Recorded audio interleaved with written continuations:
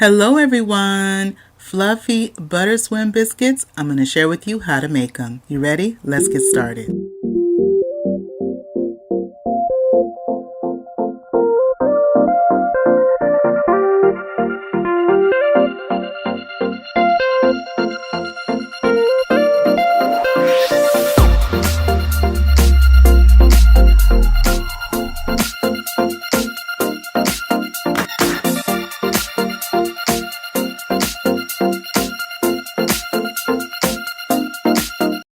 These are the ingredients that I'm going to be using. I have some flour, some buttermilk, and if you don't have buttermilk on hand, I'll let you know what you can do if you don't.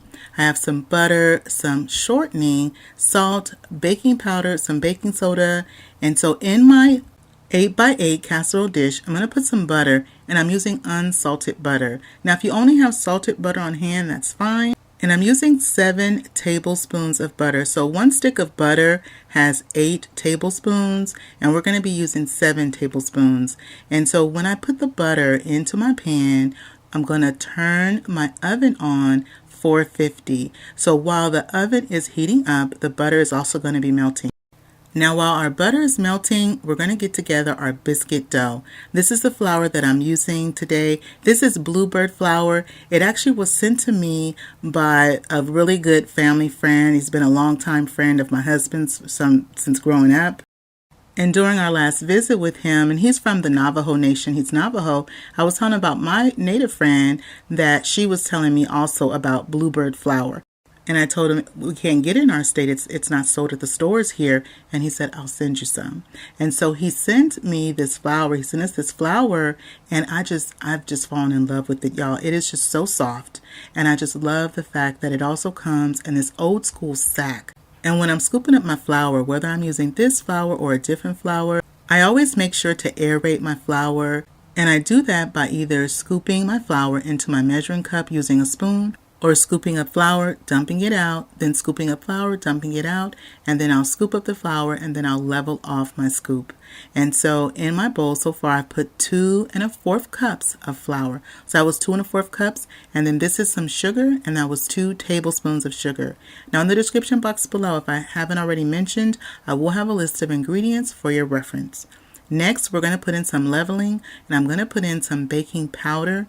Now the baking powder, we're going to put in 3 teaspoons of baking powder. Now if you are new to my channel, I want to welcome you in, and if you're a returner, I want to thank you for coming back. I want to thank all my wonderful subscribers for their likes, their shares, their subscribes, their good vibe comments. I truly appreciate it. And if you enjoy home cooking and recipes that I am sharing, and the details to help you make it come out just right, I hope you consider subscribing. So next I put in some baking soda, and that was 1/4 teaspoon of baking soda that I put in.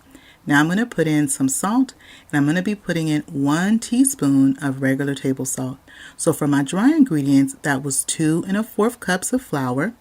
I put in 2 tablespoons of sugar, 3 teaspoons of baking powder, and then 1/4 teaspoon of baking soda, and 1 teaspoon of salt. And that was my dry ingredients, and I'll also have that information down below for you in the description box. I go ahead and I use my fork. I whisk that around to make sure I have all of those dry ingredients whisked in together. Now I'm going to put in some shortening. I'm using butter flavored shortening, but you can also use regular shortening, but this one is butter flavored, so either butter flavored shortening or regular shortening, either one of those will do just fine. And that was 4 tablespoons of shortening, and my shortening was in the refrigerator. I did have my shortening in the refrigerator just to kind of get it cold, and so I want my ingredients to be cold. So my buttermilk is cold and my shortening is also cold.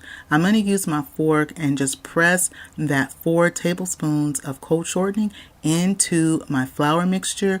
I want to make nice crumbly pea-sized pieces and get that mixed in pretty good. Now typically I would be using my fingers and my fingertips to mix in my shortening and my butters. But what I found with shortening is that it doesn't take much for it to really start to get soft on you. And so I want to keep my shortening as cold as possible. And so that's why I was using my fork versus typically just mixing everything with my fingertips. Now this is what you want your flour to look like. It's nice and crumbly. And so now we're going to add in our buttermilk. Now with the buttermilk, I'm going to start off with about 1 3/4 cup of buttermilk. And you're going to use about 1 3/4 cup of buttermilk up to about 2 cups of buttermilk, maybe a tablespoon or two past that, because we're looking for a particular texture, particular consistency to our dough. Now, if you don't have any buttermilk on hand, you can do a quick buttermilk substitute by using whole milk or either 2% milk. And you're going to use 1 cup of milk and add in 1 tablespoon of either lemon juice, fresh squeezed lemon juice, or either 1 tablespoon of vinegar. Either one of those will curdle the milk and let it sit for about 10 to 15 minutes in the refrigerator. And in a pinch, you can use that to substitute for the buttermilk. And so I went on and I put in that 1 3/4 cup. I still had a lot of dry flour, and I really want this dough to be very, very sticky. And I want it to also be wet. I want to have a little bit of a wet look to it. And so 1 3/4 of the buttermilk, I used at first. Then I added in a couple of tablespoons more of buttermilk, and this is what you want your dough to look like.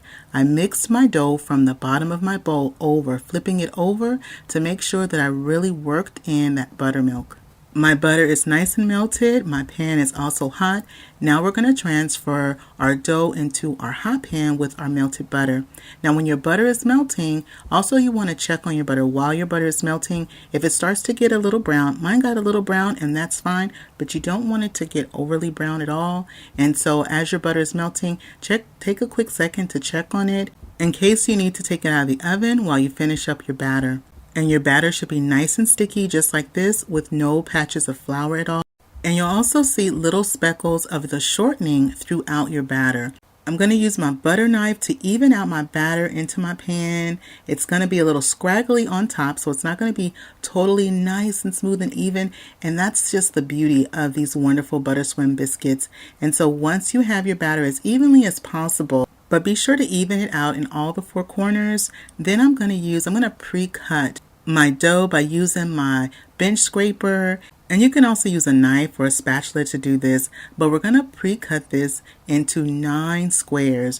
And when I do this, I make sure to go all the way down, making sure to do that nice pre-cut, because as our biscuits bake, we want that butter to go in between those pre-cuts and just swim those biscuits. So the butter will be swimming around in those biscuits, and the butter bakes up around the biscuits, making them rise beautifully, be nice, soft, and fluffy. So be sure, you see how I'm cutting it right there, and you see how there's butter already coming in between the cuts? That's what you're looking for. So do a nice pre-cut. So once I've gone on and I've pre-cut my biscuits, my oven is still on that 450, and so I'm going to take my biscuits, I'm going to put them in the oven, and we're going to let them bake at that 450 for 18 to 22 minutes. I like to kind of peek on them at about 15 minutes to see how they're doing.